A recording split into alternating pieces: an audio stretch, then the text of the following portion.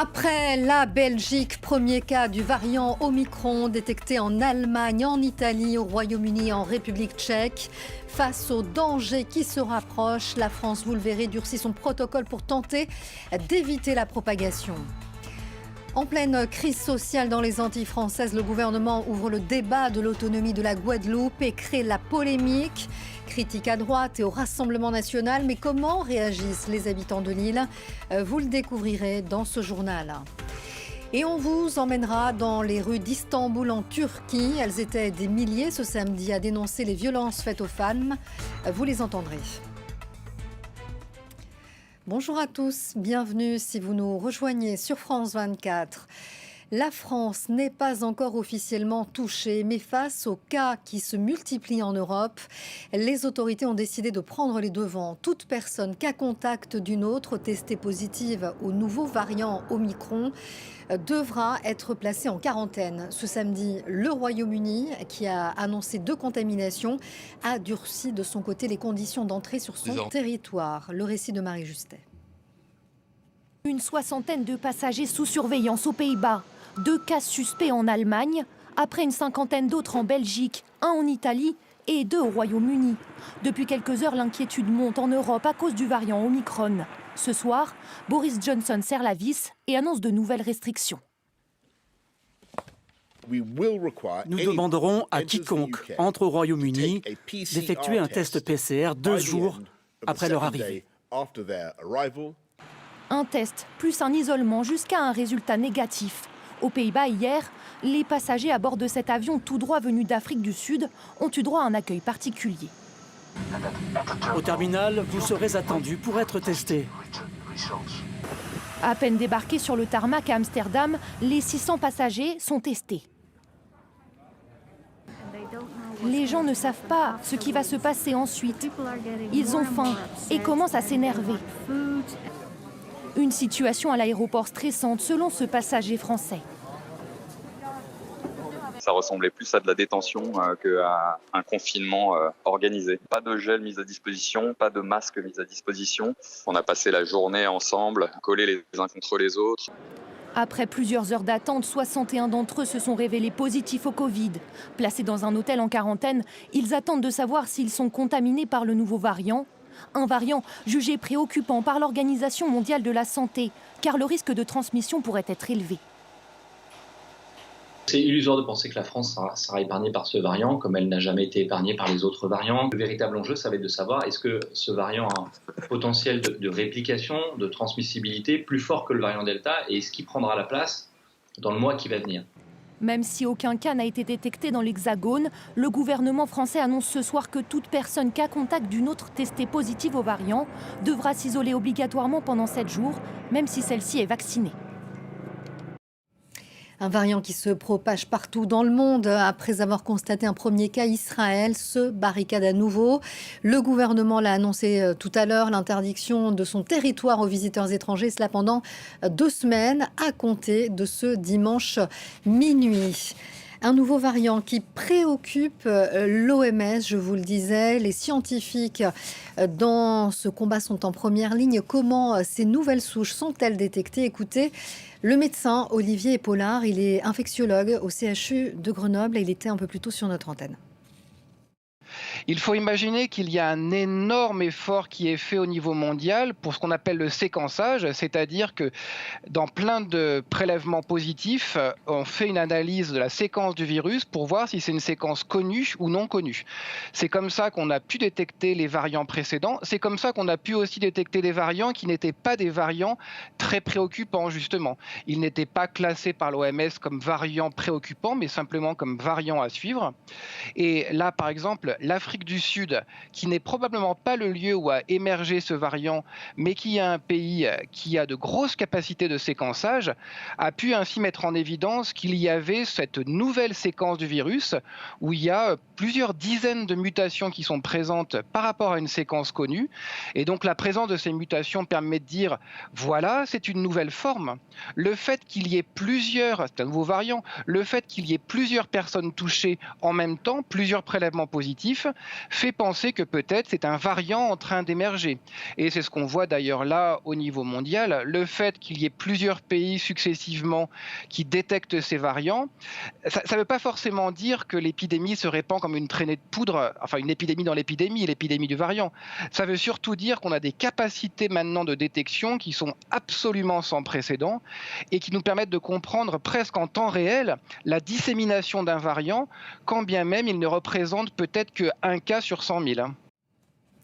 L'Allemagne, de son côté, a confirmé avoir détecté 2 cas du variant Omicron à l'aéroport de Munich chez des voyageurs arrivés d'Afrique du Sud.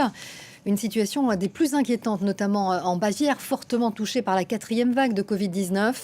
Les autorités locales parlent d'un tsunami. Les transferts de patients, vous allez le voir, se multiplient. Laurent Desbonnets. C'est désormais un balai incessant d'hélicoptères et d'ambulances pour transférer des patients Covid vers les hôpitaux allemands où il reste encore un peu de place. Ici, par exemple, à Saarbrück, l'arrivée d'un patient en état critique évacué en urgence. Le collègue qui a accompagné le transport m'a dit que c'était une situation de guerre. Ils ont dû faire partir 6 patients. Des appels à l'aide de médecins, des chiffres qui ne cessent d'augmenter et qui provoquent la stupeur chez beaucoup d'Allemands. La pandémie frappe les esprits et les cœurs des Allemands aussi fortement qu'au début de la première vague. Et pas une journée sans que les autorités ne fassent de nouvelles déclarations alarmistes. L'armée de l'air allemande est en ce moment en train de transporter des patients d'un hôpital à l'autre de l'Allemagne. Est-ce que vous réalisez ce que ça représente pour l'Allemagne ? Alors les appels de scientifiques se multiplient pour demander en urgence des restrictions beaucoup plus strictes, comme la fermeture de tous les marchés de Noël. Un confinement pour tous qui fait débat, même dans les régions les plus touchées. Dans cette ville de Saxe, le taux d'incidence est supérieur à 2000. Tout ça, c'est exagéré. Mon mari est mort du coronavirus. Moi, j'étais à l'hôpital et maintenant, j'évite de voir mes petits-enfants parce que j'ai peur qu'ils ramènent quelque chose de l'école. Maintenant, je vais au cimetière. C'est impossible ce qui se passe. Angela Merkel dit que de nouvelles mesures sont nécessaires en urgence, mais elle n'est plus au pouvoir que pour une dizaine de jours avant l'arrivée de son successeur. Elle n'est donc plus en mesure aujourd'hui d'imposer la moindre restriction. Dans le reste de l'actualité, y aura-t-il de nouvelles violences cette nuit dans les Antilles françaises? La journée, les blocages routiers se poursuivent contre le pass vaccinal et la vie chère. Hier, en pleine crise sociale, le ministre des Outre-mer, Sébastien Lecornu, a suscité la polémique en déclarant que le gouvernement était prêt à parler de l'autonomie de la Guadeloupe. Un sujet, vous allez le voir, qui divise sur l'île. Catherine Demangeat. Pour tenter d'apaiser les violences, c'est l'annonce inattendue du ministre des Outre-mer. Certains élus ont posé la question, en creux, de l'autonomie par rapport à son statut actuel de département ou région d'Outre-mer. D'après eux, la Guadeloupe pourrait mieux se gérer d'elle-même. Le gouvernement est prêt à en parler. Autonomie, le débat est lancé.